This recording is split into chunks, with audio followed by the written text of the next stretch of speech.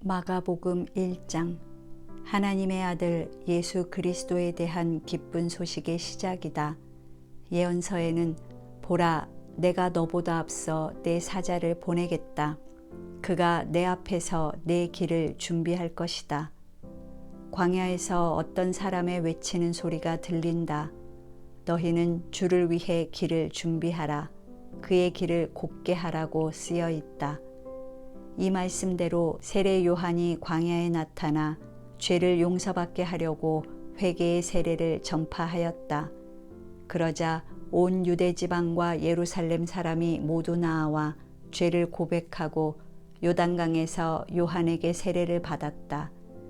요한은 낙타 털옷을 입고 허리에 가죽띠를 띠고 메뚜기와 산꿀을 먹고 살았다. 그리고 그는 이렇게 외쳤다. 내 뒤에 나보다 더 능력 있는 분이 오신다. 나는 몸을 굽으려 그분의 신발끈을 풀어드릴 자격도 없다. 나는 너희에게 물로 세례를 주지만 그분은 성령으로 세례를 주실 것이다. 그 무렵 예수님이 갈릴리 나사렛에서 요단강으로 오셔서 요한에게 세례를 받으셨다. 예수님은 물에서 올라오시는 순간 하늘이 열리고 성령님이 비둘기같이 자기에게 내리시는 것을 보셨다. 그리고 하늘에서 너는 내가 사랑하고 기뻐하는 내 아들이다라는 음성이 들려왔다. 그러고 나서 즉시 성령님은 예수님을 광야로 내보내셨다. 예수님이 거기서 40일 동안 사탄에게 시험을 받으며 들짐승과 함께 지내시자 천사들이 시중들었다. 요한이 잡힌 후 예수님은 갈릴리로 가셔서 하나님의 기쁜 소식을 전파하시며 드디어 때가 왔다. 하나님의 나라가 가까웠으니 회개하고 기쁜 소식을 믿어라 하고 말씀하셨다. 예수님은 갈릴리 바닷가를 지나가시다가 그물을 던져 고기 잡는 어부 시몬과 그의 형제 안드레를 보셨다. 예수님이 그들에게 나를 따라오너라. 내가 너희를 사람 낚는 어부가 되게 하겠다 하시자 그들은 곧 그물을 버려두고 예수님을 따랐다. 예수님은 좀 더 가시다가 세베대의 두 아들 야고보와 요한이 배에서 그물을 손질하는 것을 보시고 즉시 부르셨다. 그러자 그들은 자기들의 아버지 세베대와 일꾼들을 배에 남겨둔 채 예수님을 따라 나섰다. 그들 일행은 가버나움으로 갔다. 곧 안식일이 되어 예수님은 회당에 들어가 가르치셨다. 그의 가르침이 율법학자들과는 달리 권위가 있으므로 사람들은 놀라지 않을 수 없었다. 마침 그 회당에 더러운 귀신 들린 사람 하나가 있었다. 그가 큰 소리로 나사렛 예수님, 우리가 당신과 무슨 상관이 있습니까? 우리를 없애려고 오셨습니까? 나는 당신이 하나님의 거룩한 아들임을 압니다 하고 외쳤다. 예수님이 그를 꾸짖으며 떠들지 말고 그 사람에게서 나오너라 하시자 더러운 귀신은 그 사람에게 발작을 일으켜 놓고 큰 소리를 지르며 나왔다. 이 광경을 본 사람들이 모두 놀라 이게 어떻게 된 일이냐? 정말 권위 있는 새로운 가르침이다. 더러운 귀신들도 그 명령에 복종하는군 하며 서로 이야기하였다. 그래서 곧 예수님의 소문이 갈릴리 온 지방에 널리 퍼졌다. 예수님은 회당을 떠나 야고보와 요한을 데리고 시몬과 안드레의 집으로 들어가셨다. 이때 시몬의 장모가 열병으로 누워 있었다. 사람들이 이 일을 예수님께 말씀드리자 예수님은 가셔서 그녀의 손을 잡아 일으키셨다. 그러자 즉시 열병이 떠나고 시몬의 장모는 예수님의 일행에게 시중을 들었다. 날이 저물었을 때 사람들이 병들고 귀신 들린 사람들을 모두 예수님께 데려왔다.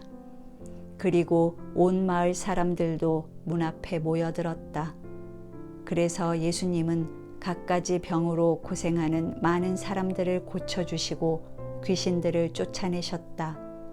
그러나 예수님은 귀신들이 자기를 잘 알기 때문에 귀신들이 말하는 것을 허락하지 않으셨다. 이른 새벽 예수님은 일어나 외딴 곳에 가서 기도하고 계셨다. 예수님을 찾아다니던 시몬과 그 일행은 예수님을 만나자 모든 사람이 주님을 찾고 있습니다 하고 말하였다. 예수님은 그들에게 가까운 이웃 마을에도 가서 전도하자 나는 이 일을 하려고 왔다 하시고 온 갈릴리를 다니시며 회당에서 전도하고 귀신들을 쫓아내셨다. 한 문둥병자가 예수님께 와서 무릎을 꿇고 주님께서 원하시면 저를 깨끗이 고치실 수 있습니다 하였다. 예수님이 불쌍히 여겨 그에게 손을 대시며 내가 원한다 깨끗이 나아라 하고 말씀하시자 즉시 그의 문둥병이 나았다. 예수님은 곧 그를 보내시며 엄하게 타일렀다. 너는 아무에게도 이 일을 말하지 말고 제사장에게 가서 내 몸을 보이고 모세가 명령한 예물을 드려 내가 깨끗해진 것을 사람들에게 증거하여라. 그러나 그는 나가서 이 일을 마구 퍼뜨렸다. 그래서 예수님은 더 이상 드러나게 마을로 들어가실 수가 없어서 외딴 곳에 가 계셨다. 그러나 사람들은 계속 여기저기서 모여들었다. 2장. 며칠 후 예수님은 다시 가버나움으로 돌아오셨다. 예수님이 집에 계신다는 소문이 퍼지자 많은 사람들이 모여들어 문 앞까지 꽉 차서 발 들여놓을 틈도 없었고 예수님은 그들에게 하나님의 말씀을 전하고 계셨다. 이때 네 사람이 한 중풍병자를 메고 예수님께 왔다. 그러나 사람들이 너무 많아 그를 예수님께 데려갈 수가 없어서 그분이 계신 곳에 지붕을 뜯어 병자가 누워있는 들것을 달아내렸다. 예수님은 그들의 믿음을 보시고 중풍병자에게 얘야 내 죄는 용서받았다 하고 말씀하셨다. 그러자 거기 앉아있던 몇몇 율법학자들은 속으로 이 사람이 어째서 이런 말을 하는가 하나님을 모독하는 말이다. 하나님 한 분 외에 누가 죄를 용서할 수 있단 말인가 하고 생각하였다. 예수님은 즉시 그들의 생각을 아시고 왜 그런 생각을 하느냐 중풍병자에게 내 죄는 용서받았다 하는 말과 일어나 내 침구를 들고 걸어가라 하는 말 중에 어느 것이 더 쉽겠느냐. 땅에서 죄를 용서하는 특권이 내게 있다는 것을 보여주겠다 하시고 중풍병자에게 내가 너에게 말한다. 일어나 침구를 가지고 집으로 돌아가거라 하고 말씀하셨다. 그러자 그는 곧 일어나 모든 사람들이 지켜보는 앞에서 침구를 걷어가지고 걸어나갔다. 사람들은 이것을 보고 모두 놀라 이런 일은 처음 보았다 하면서 하나님을 찬양하였다. 예수님이 다시 바닷가로 나가시자 많은 군중이 뒤따라와서 예수님은 그들을 가르치셨다. 그런 다음 길을 가시다가 알페오의 아들 레위가 세관에 있는 것을 보시고 나를 따라오너라 하시자 그가 일어나 예수님을 따랐다. 예수님은 레위의 초대를 받고 그의 집에 가서 식사를 하시게 되었다. 예수님을 따르던 많은 세무원들과 죄인들도 자리를 같이 하였다. 이것을 본 바리새파의 율법학자들이 예수님의 제자들에게 어째서 당신들의 선생은 세무원이나 죄인들과 함께 식사하시오 하고 물었다. 예수님은 그 말을 들으시고 이렇게 말씀하셨다. 건강한 사람에게는 의사가 필요 없고 병든 사람에게만 의사가 필요하다. 나는 의로운 사람을 부르러 온 것이 아니라 죄인을 부르러 왔다. 요한의 제자들과 바리새파 사람들이 금식하고 있던 어느 날 사람들이 예수님께 와서 요한의 제자들과 바리새파 사람들의 제자들은 금식하는데 선생님의 제자들은 왜 금식하지 않습니까? 하고 물었다. 그래서 예수님이 그들에게 대답하셨다. 신랑의 친구들이 신랑과 함께 있는 동안에 금식할 수 있겠느냐? 그들은 신랑과 함께 있는 한 금식할 수가 없다. 그러나 신랑을 빼앗길 날이 올 것이다. 그때에는 그들이 금식할 것이다.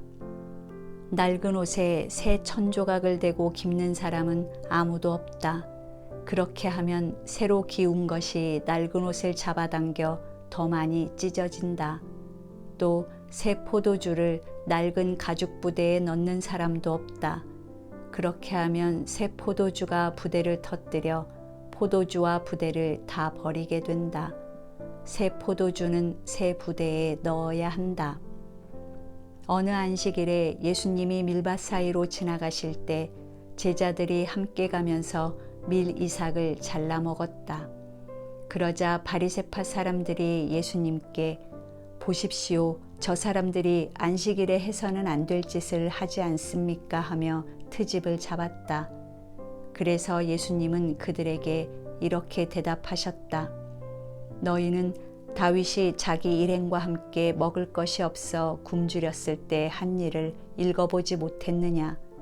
아비아달 대제사장 때에 그가 하나님의 집에 들어가 제사장 외에는 아무도 먹을 수 없는 차림빵을 먹고 자기 일행에게도 주지 않았느냐? 그러고서 예수님은 다시 말씀하셨다. 안식일은 사람을 위해 있는 것이지 사람이 안식일을 위해 있는 것이 아니다. 그러므로 나는 안식일에도 주인이다.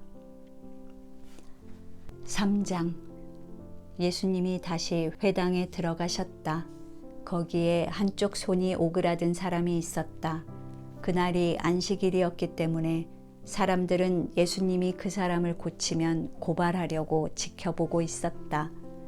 예수님은 손 오그라든 사람에게 일어나 앞으로 나오너라 하시고 지켜보는 사람들을 향해 안식일에 선한 일을 하는 것과 악한 일을 하는 것, 사람을 살리는 것과 죽이는 것 중에 어느 것이 옳으냐 하고 물으셨다. 그러나 그들은 아무 대답이 없었다. 예수님은 노여운 얼굴로 둘러보시고 그들의 고집스런 마음을 슬퍼하시며 병자에게 내 손을 펴라 하고 말씀하셨다. 그래서 그가 손을 펴자 오그라든 그의 손이 완전히 회복되었다. 그러자 바리새파 사람들은 급히 나가서 헤롯 당원들과 만나 예수님을 죽일 방법을 의논하였다. 예수님이 제자들과 함께 바닷가로 다시 가시자 갈릴리에서 온 많은 사람들이 뒤따랐다. 또 유대, 예루살렘, 이두메, 요단강 건너편, 두로와 시돈 근처에서도 많은 사람들이 예수님의 하신 일을 듣고 몰려왔다. 예수님은 몰려드는 사람들을 피하려고 제자들에게 작은 배 한 척을 준비하라고 하셨다. 예수님이 많은 사람들을 고쳐주셨으므로 병으로 고생하는 사람들이 예수님을 만지려고 마구 밀어닥쳤다. 그리고 더러운 귀신 들린 사람들은 예수님을 보기만 하면 그분 앞에 엎드려 당신은 하나님의 아들입니다 하고 소리쳤다. 그래서 예수님은 그들에게 자기가 누구라는 것을 말하지 말라고 엄하게 경고하셨다. 예수님은 산에 올라가 자기가 원하는 사람들을 불러 모으셨다. 그들이 모두 모이자 예수님은 12 제자를 따로 뽑아 자기와 함께 있게 하시고 또 내보내어 전도도 하게 하시며 귀신을 쫓아내는 권능도 주셨다. 예수님이 뽑아 세운 이 12 제자는 이렇다. 베드로라는 이름을 받은 시몬, 보아너게 곧 우레의 아들이란 이름을 받은 세베대의 두 아들 야고보와 요한, 안드레, 빌립, 바돌로메, 마테, 도마, 알페오의 아들 야고보, 다데오, 가나안 사람 시몬, 그리고 예수님을 판 가롯 사람 유다였다. 예수님이 어느 집에 들어가시자 다시 많은 사람들이 몰려와 예수님 일행은 식사할 겨를도 없었다. 한편 예수님의 가족은 그분이 미쳤다는 소문을 듣고 붙잡으러 찾아 나섰다. 예루살렘에서 내려온 율법학자들은 그에게 사탄이 붙었다 하며 또 그가 귀신의 왕을 힘입어 귀신을 쫓아낸다 하였다. 그래서 예수님은 그들을 가까이 불러놓고 비유를 들어 이렇게 말씀하셨다. 사탄이 어떻게 사탄을 쫓아낼 수 있겠느냐? 한 나라가 서로 싸워 갈라지면 망하고 한 집안도 서로 싸워 갈라지면 망한다. 그래서 사탄의 나라도 서로 싸워 갈라지면 오래가지 못하고 망하는 법이다. 강한 사람의 집에 들어가 물건을 털어가려고 하면 먼저 그 사람을 잡아 묶어야 한다. 그렇지 않고는 그 집을 털 수가 없다. 내가 분명히 말해둔다. 사람에게 대한 모든 죄와 모독은 용서받을 수 있으나 성령님을 모독하는 자는 절대로 용서받지 못하고 그 죄는 영원히 남는다. 예수님이 이렇게 말씀하신 것은 사람들이 그에게 더러운 귀신이 붙었다 하고 말했기 때문이다. 이때 예수님의 어머니와 형제들이 밖에 와서 사람을 시켜 예수님을 부르자 둘러앉은 사람들이 예수님께 선생님, 어머니와 형제분들이 밖에서 선생님을 찾고 있습니다 하고 말하였다. 그때 예수님은 그들에게 내 어머니와 형제가 누구냐 하시고 둘러앉은 사람들을 보시며 보아라, 이들이 내 어머니며 내 형제들이다. 누구든지 하나님의 뜻을 따라 사는 사람이 내 형제와 자매이며 어머니이다 하고 말씀하셨다. 4장. 예수님이 다시 바닷가에서 가르치시자 군중이 너무 많이 모여들어 예수님은 배에 올라앉으시고 군중은 바닷가에 그대로 있었다. 그때 예수님은 여러 가지 비유를 들어 그들에게 이렇게 가르치셨다. 잘 들어라. 한 농부가 들에 나가 씨를 뿌렸다. 그런데 어떤 씨는 길가에 떨어져 새들이 와서 먹어버렸고 어떤 씨는 흙이 많지 않은 돌밭에 떨어져 흙이 깊지 않으므로 곧 싹이 나왔으나 해가 돋자 뿌리를 박지 못한 그 싹은 타서 말라버렸다. 또 어떤 씨는 가시덤불에 떨어졌는데 가시나무가 자라 그 기운을 막았으므로 열매를 맺지 못하였다. 그러나 어떤 씨는 좋은 땅에 떨어져 싹이 나고 잘 자라 30배, 60배, 100배의 열매를 맺었다. 귀 있는 사람은 잘 들어라. 예수님이 혼자 계실 때 그분을 따르던 사람들이 12 제자와 함께 와서 이 비유의 뜻을 묻자 예수님은 이렇게 대답하셨다.